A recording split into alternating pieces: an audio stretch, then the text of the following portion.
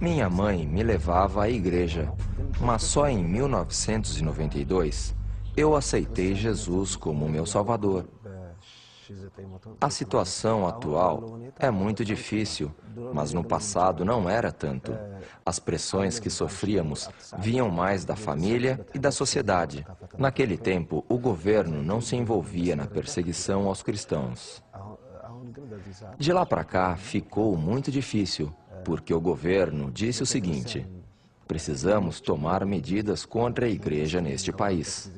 A população, principalmente em sua porção mais ortodoxa, concordou com a decisão do governo. Muitas pessoas colaboram com as autoridades. Com certeza, se alguém por um momento abrir uma Bíblia num restaurante, será preso pelos agentes do governo e enfrentará muitas dificuldades na prisão.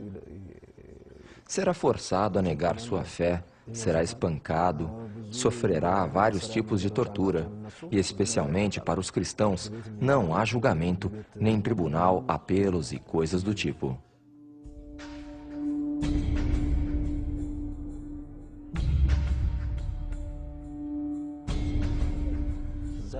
Por exemplo, há alguns cristãos que foram aprisionados há 4 ou 5 anos e jamais foram levados a julgamento num tribunal.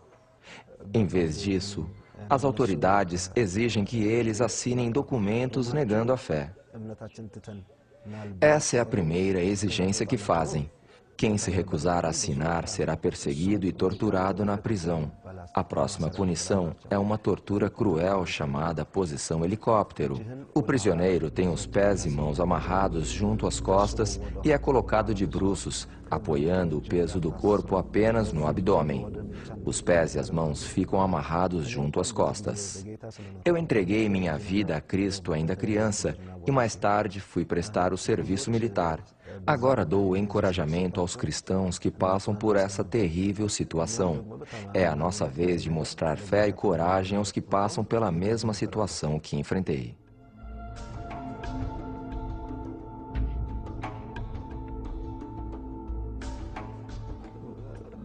Eu não saberia dizer quantas vezes fui torturado desse jeito, mas me lembro que durante cerca de 5 meses me puseram numa solitária e me aplicaram diversos tipos de tortura.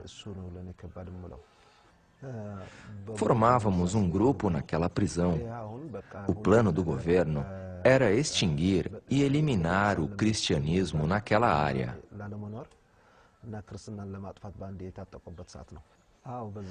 Após 6 meses de prisão e torturas, os representantes do governo surgiram com uma nova ideia. A ideia consistia em nos pedir para negar a fé e assinar um acordo.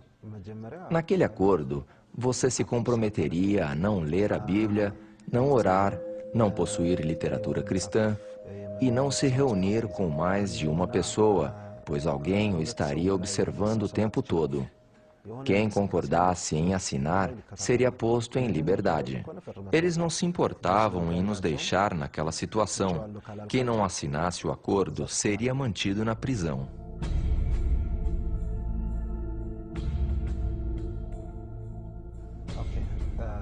Depois que fomos aprisionados, levou apenas 3 meses para que tivéssemos Bíblias sendo contrabandeadas sem que as autoridades soubessem.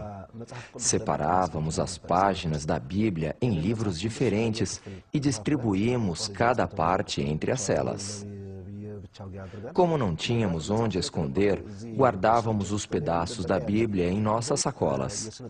4 cristãos foram escolhidos para cuidar da distribuição das partes da Bíblia entre os presos. Eu era um dos 4 escolhidos. Eu era responsável por coordenar a distribuição. Como não havia papel, eu usava papel higiênico para copiar as escrituras à mão e distribuir. Quando os agentes do governo revistaram as celas, encontraram os trechos da Bíblia que eu havia fornecido. Interrogados sobre quem havia fornecido aquilo, falaram: foi Gideão que entregou. Me castigaram com outra forma de tortura. Me arrastaram de bruços no chão aquecido pelo sol escaldante e, como resultado, minhas mãos, braços e barriga ficaram em carne viva. Essa foi a pior tortura. Depois me jogaram numa cela de apenas 1 metro por 1,80. 2 meses depois, o comandante daquela região fez uma visita. Disseram a ele: "Este é Gideão." Então eles perguntaram se eu iria negar minha fé ou não. Eu disse: "Não negarei." Por causa da segurança que o Espírito Santo me dava, eu estava disposto a enfrentar qualquer coisa.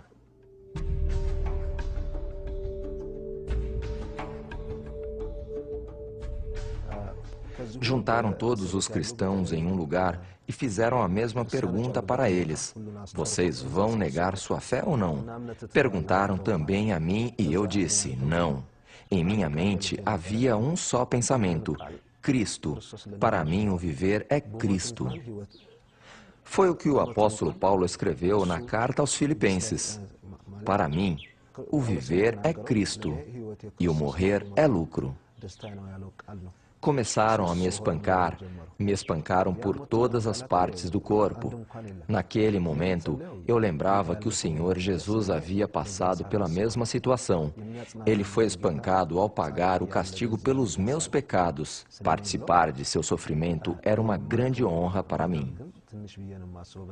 Era nisto que eu pensava. Não foi fácil, não foi nada fácil. Mas quando penso no quanto maior foi o sofrimento de Jesus, percebo como é fácil suportar minha dor.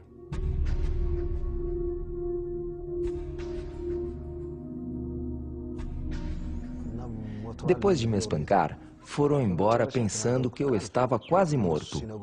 Me lembro de ter orado em voz baixa: "Senhor, perdoa esses homens. Eles não compreendem o que estão fazendo. Eu entrego minha alma para descansar em tuas mãos." Amarraram minhas mãos e me jogaram de novo naquela pequena cela. Eles fizeram tudo isso pensando em ensinar uma lição aos outros, para forçá-los a assinar o acordo. Esse era o motivo de fazerem tudo isso na presença dos outros prisioneiros. Para mim, o espancamento não foi o mais difícil, mas a permanência naquela cela minúscula era quase insuportável. Não havia tratamento médico, todas as partes do meu corpo doíam e eu não conseguia deitar no chão para dormir. Pedi medicamentos, mas eles recusaram. Eu não tinha nenhum osso quebrado, mas todas as partes do corpo estavam doloridas. Depois de 2 semanas, minhas pernas começaram a doer muito e feridas se abriram. Então fiz uma oração. Eu disse: "Senhor, Tu és o médico dos médicos. Cura-me." Assim que orei, senti a presença do Espírito Santo em meu corpo. Um dos guardas se compadeceu e decidiu me ajudar e me trouxe sal. Misturando sal com água, eu lavei o ferimento.